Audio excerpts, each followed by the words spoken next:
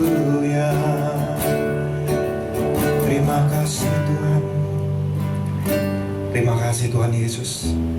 Biarlah kami terus mengarahkan hati kami, mata kami, telinga kami hanya kepada Engkau Tuhan. Karena kami tahu janji-Mu adalah ya dan amin, dan memberi kepastian buat kami. Kami mau terus berlari sebagaimana yang Tuhan kehendaki dan menyelesaikan pertandingan ini ya Bapa dengan baik. Karena pagi hari ini mari Tuhan, kami siapkan hati kami buka hati kami mau hati kami seperti tanah yang baik, tanah yang subur, tanah yang gembur. Biarlah ketika benih firman ini ditabur, sungguh boleh bertumbuh, berakar, berbuah yang manis, yang lebat, dan menyukakan hati Tuhan. Pakai hamba-Mu menjadi saluran-Mu yang kudus ya Bapa. Apapun yang hari-hari ini sedang kami hadapi, biarlah kami terus mengandalkan Tuhan di dalam setiap aktivitas kami, di dalam setiap langkah kami. Terima kasih Bapa, pakai hamba-Mu, urapi hamba Tuhan untuk dapat menyampaikan apa yang menjadi pesan-Mu bagi jemaat di tempat ini ya Bapa. Terima kasih Tuhan Yesus. Mari Roh Kudus jamah setiap hati kami dimanapun kami berada. Kami percaya kuasa-Mu tak terbatas ya Tuhan. Terpujilah nama-Mu di dalam nama Tuhan Yesus. Kami berdoa mengucap syukur. Haleluya. Amin. Shalom Bapak Ibu, bagaimana kabar pagi hari ini? Saya percaya semua dalam keadaan yang baik, semua dalam keadaan yang sehat, ya, tetap semangat di dalam mengiring Tuhan. Nah, pagi hari ini mari bersama-sama kita melihat apa yang menjadi pesan Tuhan bagi kita minggu ini. Judulnya adalah tetap berlari. Wow, ini satu hal yang luar biasa. Di tengah kondisi yang hari-hari ini, ya banyak orang yang mungkin aktivitas begitu sangat terbatas, tapi di sisi lain ada juga orang yang tetap terus bergerak ya. Karena apa? Karena ya memang mereka sedang menghadapi masalah ya, untuk mencukupi segala kebutuhan mereka harus terus bekerja. Nah, tapi kita bisa melihat lewat kondisi yang sedang terjadi hari-hari ini, Tuhan ingatkan pesan ini.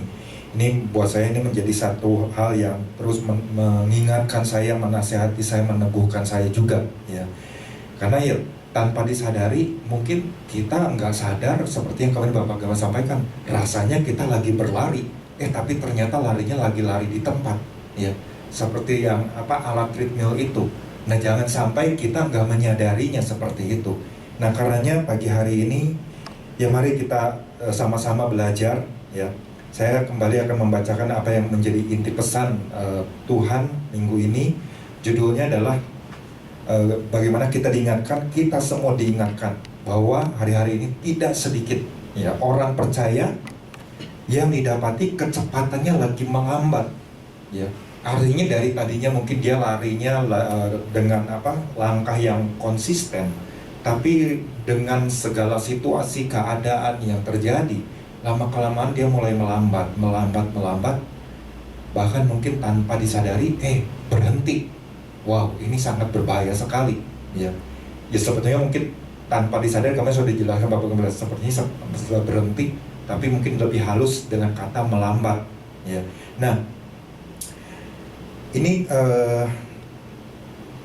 dikatakan tidak berlari dengan seperti yang dikehendaki Tuhan. Nah, penyebabnya apa? Wah, bisa memang banyak ya, bermacam-macam hal yang membuat kita berlari itu tanpa disadari kemudian menjadi melambat ya. Karena apa ya? Salah satunya fokus yang kita arahkan itu sudah mulai melenceng, sudah mulai tidak tertuju pada apa yang Tuhan ingin kita lakukan, tapi fokusnya lebih kepada apa yang kita inginkan ya, apa yang ingin kita kerjakan ya. Nah, ini yang perlu sama-sama kita belajar. Kita sudah diingatkan tentang hal berlari ini. Yang pertama tentang melambat ya, kemudian diam di tempat ya tanpa disadari, dan yang ketiga ada hal lain yang perlu kita juga sadari. Kita tahu bahwa di samping hal yang tadi sedang berlangsung, artinya ada orang-orang yang kecepatannya lagi melambat, tapi ada juga ya tidak sedikit orang-orang percaya yang sedang berlari dengan semangat yang luar biasa, ketujuannya Tuhan. Nah, ini yang harus sama-sama kita periksa, ya. Kenapa? Karena orang-orang inilah yang dikatakan apabila terus menjaga dengan kecepatan yang baik dan arah berlarinya, maka dia akan menyusul peserta lain yang tiba di garis akhir dengan baik, ya. Nah, jadi inti dari pesan Tuhan ini adalah tetaplah berlari, tapi jangan asal berlari, ya. Nah, saya ingat beberapa waktu lalu saya juga pernah menyampaikan tentang kisah ini.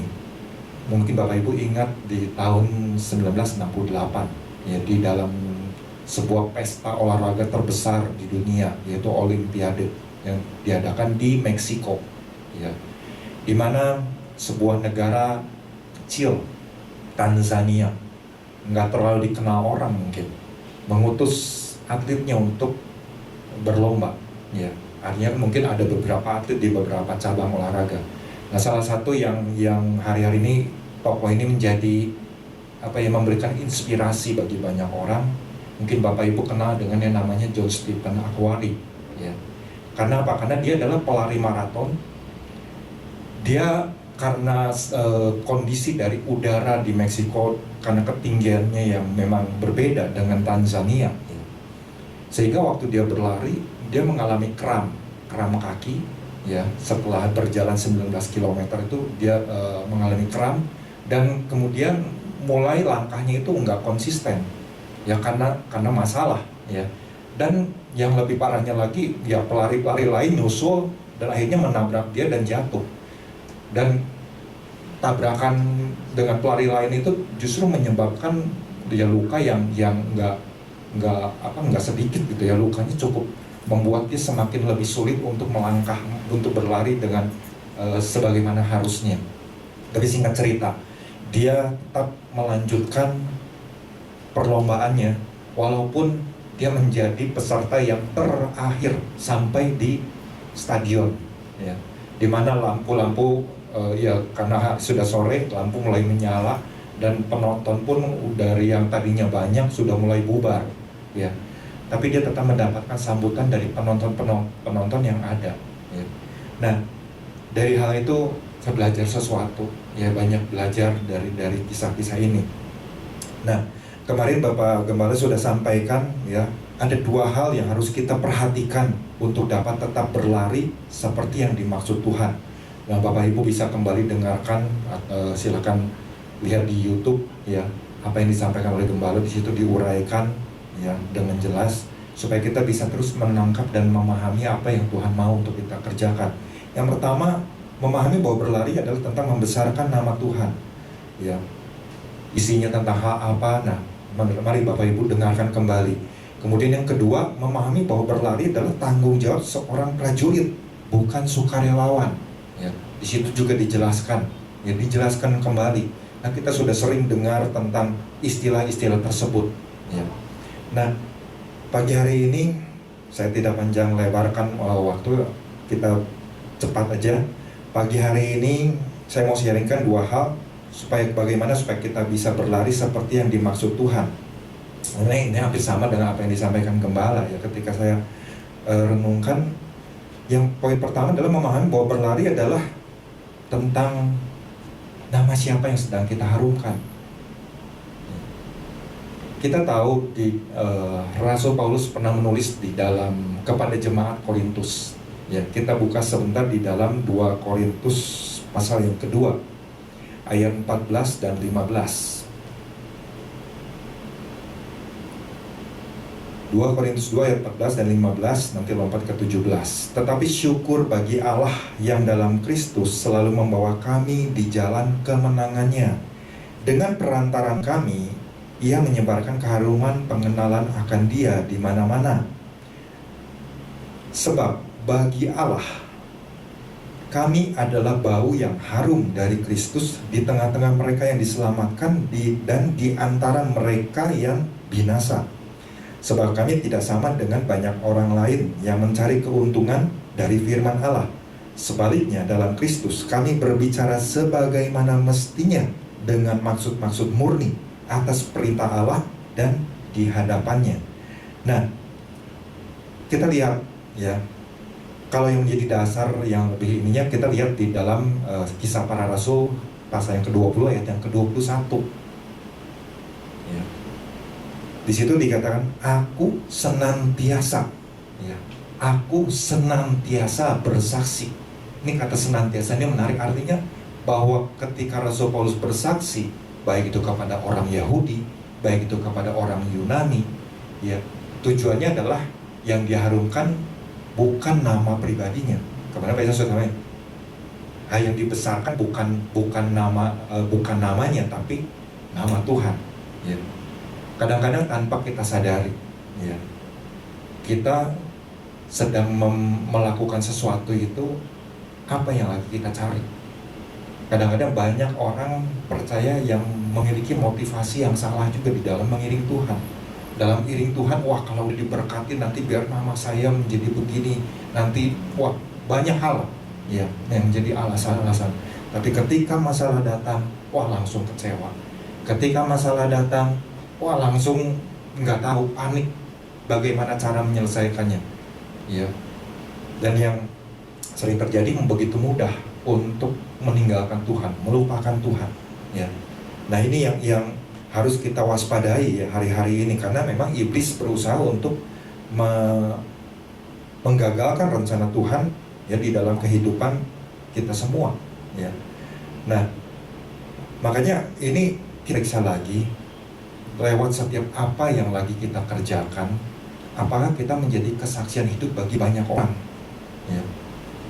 Mungkin lagi ya apa yang kita kerjakan saat kita ada di rumah, apakah kita tuh menjadi kesaksian hidup buat orang-orang yang ada di dekat kita, entah itu suami, entah itu istri, entah itu anak-anak, atau mungkin di tempat di mana kita dipercayakan Tuhan untuk bekerja, ya. Walaupun situasi hari-hari ini lagi sulit, apakah itu tetap, ya, bahwa hidup kita itu benar-benar menjadi kesaksian bagi mereka bahwa kita lagi masih terus berjalan di dalam rencana Tuhan, atau kita lagi lari justru udah arahnya udah jauh dari panggilannya Tuhan, ya. Nah ini yang perlu kita cek lagi, ya. Ini kalau Rasul Paulus, ya, bisa kita lihat bagaimana hal yang dia lakukan segala sesuatunya adalah untuk kepentingannya, bukan untuk kepentingan dirinya, tapi segala sesuatu dia kerjakan untuk kepentingan kerajaan sorga, sehingga dia ingin setiap orang itu mengenal nama Tuhan.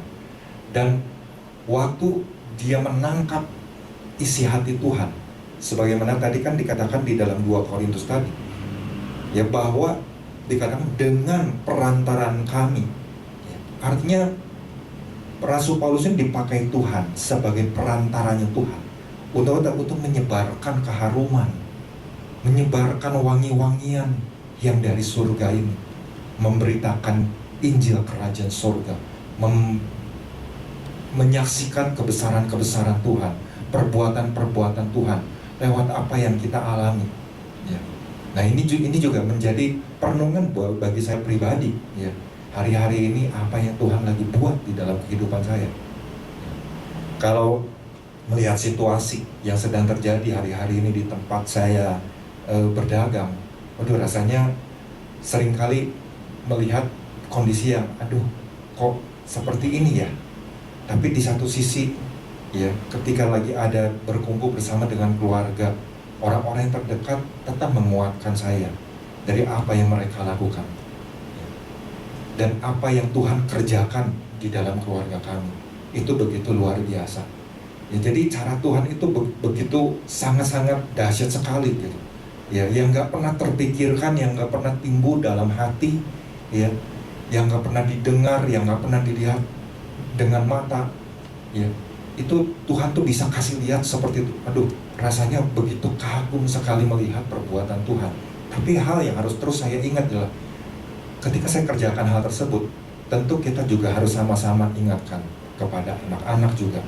Mungkin kalau anak-anak, ya, mereka masih bisa dicukupkan dan segala sesuatunya, kita harus lihat bahwa di balik semuanya itu Tuhan terus menyertai, dan itulah yang harus kita saksikan, itulah yang harus kita harumkan nama Tuhan itu, ya. Dan hidup kita juga harus terus menjadi apa yang membawa keharuman bagi orang-orang yang ada di sekeliling kita. Nah, berapa banyak hari-hari ini juga orang yang jatuh, ya, mengalami kejatuhan, kemudian mengalami kegagalan, ya karena memang motivasi-motivasi yang salah di dalam pengiringan kepada Tuhan. Awalnya sih betul, ya, tapi lama-kelamaan motivasi ini mulai, ya, mengarahnya bukan lagi kepada Tuhan, tujuan diri sendiri. Nah, ini yang sangat berbahaya sekali. Area ini sangat berbahaya. Tapi Rasul Paulus beda, ya. Rasul Paulus dari sejak ia dijamah oleh Tuhan, dia iring Tuhan dengan sungguh-sungguh. Yang dia lakukan adalah cuma satu, bagaimana dia harus terus mengharumkan nama Tuhan kepada banyak orang. Sehingga jemaat-jemaat yang didirikannya ini benar-benar menjadi sebuah perhatian yang sangat serius buat seorang Rasul Paulus. Padahal keadaannya sangat-sangat tidak mudah dia hadapi, ya. Ini menjadi hal yang sama-sama mari kita belajar, ya. Karena kalau kita lihat ini bagaimana Rasul Paulus, dia tuh melakukan segala sesuatunya dasarnya adalah hati nuraninya murni. Gak ada motivasi-motivasi yang lain. Hati nuraninya sangat murni. Nah, ini harus kita terus belajar. Apakah di dalam kita iring Tuhan, di dalam kita lakukan segala sesuatu, apakah hati nurani kita murni apa enggak? Ya. Cuma kita tahu, kita sendiri yang tahu. Ya. Orang lain mungkin bisa kita bohongi, kita tipu dengan sikap kita. Tapi di hadapan Tuhan tidak ada yang tersembunyi, ya. Sehingga Rasul Paulus dia berbeda sekali. Kalau Bapak Ibu mau baca di ayat ke-19, bagaimana ini salah satu sikap dari Rasul Paulus di dalam pelayanannya, dia tetap memiliki kerendahan hati, ya. Kesulitan yang dihadapi terus bermunculan di dalam perjalanan pengiringan Rasul Paulus, ya, kepada Tuhan Yesus. Tidak mudah dihadapinya, sangat-sangat tidak mudah. Belum lagi pengajar sesat, ya. Belum lagi mungkin ada orang-orang yang menyembah kepada patung, kemudian mereka menyebarkan isu, ya. Bagaimana kemudian Rasul Paulus juga diincar, ya, mau dibunuh, ditangkap dan disiksa dan lain sebagainya. Itu menjadi ancaman yang hari-harinya terus dijalani oleh Rasul Paulus. Dan memang itu nggak mudah. Tapi kita bisa belajar melihat bagaimana dari hati nurani yang murni inilah, ya, Rasul Paulus nggak macam-macam. Dia tetap kobarkan semangatnya buat jemaat-jemaat yang dirintisnya. Bahkan penatua-penatua yang dia percayakan untuk memimpin, membawa jemaat. Ayo, kalian harus terus punya semangat di dalam pengiringan kepada Tuhan, ya. Nah, karenanya ini yang sama-sama, ya, kita harus ingat. Karena Rasul Paulus katakan bahwa banyak air mata yang sudah dia cucurkan, ya. Bahkan dia alami pencobaan-pencobaan yang itu buat saya sangat-sangat mengerikan sekali, ya, apa yang dialami oleh Rasul Paulus. Dan kalau dibandingkan dengan keadaan kita hari-hari ini, kita sebenarnya lagi, ya, nggak ada apa-apanya. Kesulitan yang kita hadapi berbeda dengan kesulitan yang lagi Rasul Paulus hadapi. Itu sangat-sangat tidak mudah, ya. Tapi mari kita belajar sama-sama. Kalau Rasul Paulus sebagai manusia biasa, dia bisa melewati, ya, masa-masa yang sulit, ya, dengan tetap mengerahkan hatinya, matanya, pikirannya, telinganya kepada rencana Tuhan. Nah, yang menjadi pertanyaan bagi kita, bagaimana dengan diri kita hari-hari ini? Apakah kita sudah mulai salah melakukan segala sesuatunya? Sudah mulai melupakan siapa yang harus kita harumkan? Ya, ini yang sama-sama mari kita belajar, ya. Yang itu yang pertama. Yang kedua yang saya pelajari dan saya dapat, kedua adalah memahami bahwa berlari itu adalah sebuah tanggung jawab untuk menyelesaikan pelayanan yang ditugaskan oleh Tuhan. Adalah tanggung jawab, sebuah tanggung jawab untuk menyelesaikan pelayanan yang ditugaskan oleh Tuhan. Kita lihat di dalam Kisah Para Rasul pasal yang ke-20, yang ke-24. Tetapi aku tidak menghiraukan nyawaku sedikit pun, asal saja aku dapat mencapai garis akhir dan menyelesaikan pelayanan yang ditugaskan oleh Tuhan Yesus kepadaku. Ya, ini yang menarik adalah dan menyelesaikan pelayanan yang ditugaskan oleh Tuhan Yesus kepadaku untuk memberi kesaksian tentang Injil kasih karunia Allah. Ini yang menjadi acuan lain dari seorang Rasul Paulus, bahwa ada pelayanan-pelayanan yang lagi ditugaskan oleh Tuhan kepada dirinya. Rasul Paulus tahu nggak kira-kira akhir hidup dia? Ya, kalau Bapak Ibu baca di ayat yang sebelumnya kan itu jelas, ya, bahwa dikatakan begini di ayat yang ke-23, selain daripada yang dinyatakan Roh Kudus dari kota ke kota kepadaku, bahwa penjara dan sengsara menunggu aku. Kira-kira gimana Bapak Ibu kalau misalnya dalam hari-hari pengiringan kita kepada Tuhan, kita menjadi orang yang intim sama Tuhan, kemudian Roh Kudus katakan, misalnya kepada Petrus, hari-hari ke depan sana engkau akan mengalami sengsara, bahkan kau akan mengalami penjara. Kalau kita sendiri menghadapi hal tersebut, waduh, rasanya kita udah mulai takut. Aduh, kok begini ya? Akhirnya seperti ini ya? Ini buat Rasul Paulus. Ketika saya baca ini, wah, ini tokoh yang memberikan satu pernyataan yang sangat luar biasa buat jemaat, ya, buat orang-orang yang hari-hari itu sedang dia kumpulkan, para penatua, ya, mungkin anak-anak rohaninya yang saat itu ada, ya, orang-orang penting yang ingin dia sampaikan segala sesuatu, ya, segala sesuatu yang dia miliki itu yang dia bagikan, itu yang terus dia kuatkan, itu yang terus dia ingatkan, dia terus nasihati, ya. Ini selalu jadi orang-orang yang dia menangkan, jemaat yang didirikan itu selalu ada di dalam pikiran dari seorang Rasul Paulus. Dan apa yang dia lakukan itu kan sebetulnya kalau kita perhatikan, dia tahu hari-harinya itu udah tinggal sedikit, Pak. Karena kalau Bapak Ibu baca, ya, hal-hal selanjutnya kita bisa lihat bagaimana dikatakan bahwa mungkin ini adalah pertemuan yang terakhir, kita nggak akan berjumpa lagi, ya, kita nggak akan berjumpa lagi. Nah, bagaimana kita bisa menghadapi hal-hal situasi yang seperti itu, ya, itu jelas nggak mudah. Situasi yang sangat-sangat nggak enak bagi dirinya, ya, tapi dia sadar ada tanggung jawab dari Tuhan yang harus terus dia kerjakan.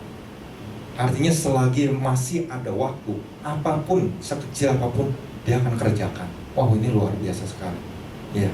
Ini sangat-sangat memberikan satu hal bagi saya bahwa iya ya, kadang-kadang kalau kita aja ada dalam satu posisi, ya, lagi kondisinya udah lagi benar-benar sulit, kita udah kadang-kadang nyerah, nggak tahu apa yang harus kita lakukan. Sama seperti kisah tadi, kisah pelari John Stephen Awari tadi. Jadi ketika dia sudah terluka, para medis kemudian mengobatinya. Sebenarnya kan pilihannya mudah. Udah, engkau nggak bisa lari lagi. Kondisimu akan parah kalau engkau akan melanjutkan lari. Karena mungkin dari lututnya itu ya ada sedikit pergeseran, ya, entah itu ototnya dan sebagainya, itu kan sangat-sangat mengganggu sekali. Nah, kalau terus dipaksakan, nanti karir ini juga bisa ya terancam gitu, ya. Tapi buat seorang John Stephen Awari, ini statementnya ini begitu luar biasa, ya. Dia bilangnya seperti ini, my country did not send me 5,000 miles to start the race, they sent me 5,000 miles to finish the race. Artinya bahwa negara saya tidak mengirim saya itu 5.000 mil untuk memulai lomba, ya. Tapi dia katakan mereka mengirim saya 5.000 mil untuk menyelesaikan lomba, ya. Wow, pernyataan itu ketika didengar banyak orang itu menjadi perenungan, ya. Bahkan sampai hari ini pun menjadi perenungan bagi banyak orang, dan itu memberikan inspirasi buat banyak orang, ya. Bahwa apa yang dilakukannya itu adalah dia pantang menyerah. Dia harus selesaikan itu walaupun bukan medali yang dia kejar. Dia nggak dapat medali karena dia adalah peserta terakhir.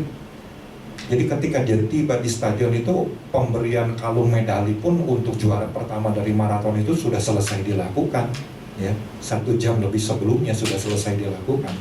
Tapi bagaimana dia tahu bahwa negara lagi mengutus dia, memberikan tugas kepada dia untuk mengikuti sebuah lomba dan itu harus diselesaikan. Ya. Artinya dia sadar ada tanggung jawab. Dia sadar bahwa dia sudah dibiayai oleh negaranya dan dia punya tugas untuk menyelesaikannya. Nah, sama juga dengan kita. Ya. Ketika kita dipilih, ketika kita dipanggil oleh Tuhan, kita harus menyadari bahwasanya masih banyak tugas yang belum selesai. Masih banyak tugas yang Tuhan lagi mau percayakan kepada kita. Nah, karenanya jangan kita merasa bahwa kita, wah saya hari ini masih terus berlari kok, saya masih terus melayani Tuhan, saya masih semangat di dalam pengiringan kepada Tuhan, dan banyak hal lagi. Ya. Mari kita renungkan sama-sama. Ya. Mari kita introspeksi kepada diri kita masing-masing. Hari-hari ini posisi kita itu lagi ada di mana? Kita cek lagi kondisi kerohanian kita, dan lewat pesan demi pesan yang Tuhan terus berikan. Minggu lalu kita diingatkan, kita belajar dari satu tokoh yang namanya Yusuf. Ya. Di tengah segala kondisi yang dia alami, dia bisa menghasilkan buah. Tapi di dalam kehidupan sisi lainnya dia juga terus berlari, menyelesaikan pertandingan yang harus dia jalani. Ya. Sampaikan bagaimana pada akhirnya dia baru ngerti, oh ternyata ini loh ya rencana Tuhan. Sekarang aku tahu bahwa oh Tuhan tuh punya rencana akhirnya itu seperti ini. Hal-hal yang luar biasa. Artinya di dalam dia menjalani perjalanan hidupnya kan nggak mudah, ya. Dari bagaimana kalau pada saat itu seorang Yusuf dia terus ada di dalam satu situasi bersama-sama dengan ayahnya, bersama-sama dengan kakaknya, dia pilih untuk ya udahlah tinggal nyaman aja, ya di negerinya, ya. Daripada nanti kakak-kakaknya terus membenci, ya udahlah aku ngalah aja, ya aku nggak ngapa-ngapain, enggak. Tapi lewat sebuah proses yang diizinkan, dia jalani hal tersebut. Itulah pertandingan yang sedang dia hadapi. Ya. Masa waktu ke waktu terus berlalu, tapi dia terus berlari. Ya. Walaupun mungkin ada saat-saat dia mulai melambat, tapi dia terus ingat lagi akan janji Tuhan, ingat lagi akan mimpi, akan visi Tuhan. Dan dia terus mengarahkan pandangannya kepada apa yang Tuhan sudah berikan. Dan dia baru mengerti di akhir dari semuanya itu. Tapi masa-masa perjalanan itu, hidupnya itu mudah apa enggak? Sangat-sangat enggak mudah. Karena pagi hari ini Bapak Ibu, mari kita sama-sama cek lagi, ya. Terus kita terus harus introspeksi keberadaan dari kondisi kerohanian kita. Karena bagaimanapun Tuhan tahu hari-hari ini kondisi orang-orang percaya kerohaniannya itu seperti apa. Makanya Tuhan kasih pesan ini buat jemaat di tempat ini, kita harus bersyukur. Artinya iya, mari ketika kita sadar bahwa oh iya ya, mungkin hari ini saya sudah mulai melambat, bahwa Tuhan ampuni saya mau kembali ada di dalam tracknya Tuhan, saya mau berlari sebagaimana seharusnya saya berlari, seperti yang Tuhan kehendaki, ya. Sehingga kita bisa terus, ya, menyelesaikannya sampai kepada akhir. Dan tentu saja kita harus terus mengalami keterhubungan dengan Tuhan, dan kita terus mengalami bagaimana perbuatan-perbuatan Tuhan itu harus terus yang menjadi kekuatan buat kita untuk bisa kita bagikan kepada orang lain, dan juga terus mengubah hidup kita semakin hari semakin lebih baik lagi, ya. Di dalam pengiringan kita sebagai anak Tuhan, sebagai prajuritnya Tuhan, kita harus tunjukkan itu kepada banyak orang, sehingga orang ketika melihat kehidupan kita, orang itu benar-benar diberkati, orang itu benar-benar merasakan bahwa lewat kita mereka merasakan kasih Tuhan, mereka merasakan jamahan Tuhan. Nah, ini yang harus terus kita sampaikan kepada banyak orang. Itu juga menjadi tanggung jawab dan tugas saya, ya, untuk terus memberanikan diri, yang terus membagikan sesuatu yang Tuhan mau untuk terus kita kerjakan. Karenanya mari Bapak Ibu tetap semangat dan teruslah berlari di dalam Tuhan. Tuhan Yesus memberkati.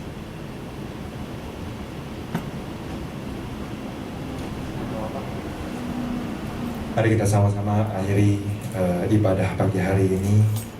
Terima kasih Bapak, terima kasih Tuhan Yesus. Pagi hari ini bersama kami sudah belajar kembali mendengar kebenaran firman Tuhan, apa yang harus kami lakukan agar kami tetap berlari sebagaimana yang Tuhan kehendaki. Biarlah lewat apa yang hamba sampaikan sungguh boleh terus menguatkan hati dari setiap jemaat ya Bapak, bahwa apa yang kami lakukan, kami hanya mau lakukan untuk mengharumkan nama Tuhan, karena kami adalah bau harum Kristus itu sendiri yang sudah Tuhan percayakan kepada kami. Demikian juga kami tahu Tuhan, kami sadar ada tanggung jawab yang harus kami selesaikan buat setiap tugas yang Tuhan sudah percayakan kepada kami. Mari tolong kami, beri kami kekuatan agar kami terus fokus kepada rencana-Mu Tuhan dan terus berlari di dalam jalan-jalan-Mu. Terima kasih Bapa, segala pujian, segala hormat, kuasa, kemuliaan kami kembalikan hanya bagi nama Tuhan Yesus. Haleluya, amin. Shalom Jemaat Tuhan, saya percaya kita telah diberkati oleh pemberitaan firman Tuhan yang baru saja kita dengar pada hari ini. Dan saya akan memberitakan seputar kegiatan RDMB selama sepekan ke depan. Di hari Selasa sampai dengan Jumat ada 2 pagi yang akan diadakan pada pukul 8 pagi melalui streaming di aplikasi Zoom atau dapat dilihat juga di YouTube. Di hari Rabu ada komsel yang akan diadakan pada pukul 7 malam. Dan khusus untuk Komsel Youth akan diadakan pada pukul 7:30 malam melalui aplikasi Google Hangouts. Di hari Minggu, ada ibadah raya yang akan diadakan pada pukul 9 pagi melalui streaming di YouTube. Setelah ibadah raya pagi ini selesai, jangan kemana-mana dulu ya. Ajaklah anak-anak Anda untuk mengikuti ibadah sekolah minggu RDMB Junior pada pukul 10 pagi. Demikianlah seputar kegiatan RDMB selama sepekan ke depan. Stay anointed, stay healthy, stay safe, stay strong, and stay at home. God bless you.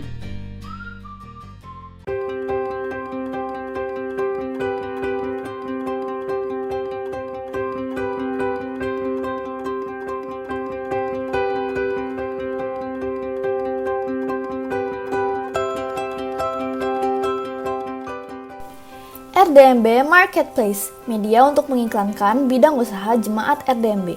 Media dapat diakses melalui www.rdmb.org kategori Marketplace. Bagi jemaat yang ingin mengiklankan bidang usahanya, dapat meminta form pendaftaran ke Sekretariat RDMB di nomor di bawah ini. Halo semuanya. Nah, walaupun sementara ini ibadah akan dilakukan online, kita tetap bisa memberikan persembahan loh untuk gereja kita. Caranya gimana sih? Kita tinggal buka aplikasi-aplikasi e-money yang ada di handphone kita, seperti GoPay, OVO, Dana, atau bahkan bisa juga lewat BCA m-Banking.